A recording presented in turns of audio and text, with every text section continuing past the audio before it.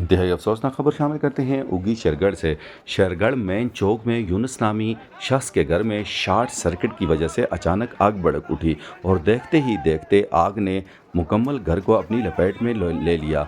घर में कोई मौजूद नहीं था, इसलिए बर वक्त जो है वो आग का पता नहीं चल सका। जैसे ही इधर उधर लोगों को पता चला, लोगों ने कोशिश की, लेकिन तब तक ये घर जल कर मुकम्मल खाकस्तर हो चुका था और लाखों रुपए का नुकसान हो गया। घर में कोई मौजूद नहीं था, ताहम अल्लाह ताला ने जानी नुकसान से तो बचा लिया, लेकिन माली तौर पर इस शख्स को करोड़ों रुपए का नुकसान हुआ है।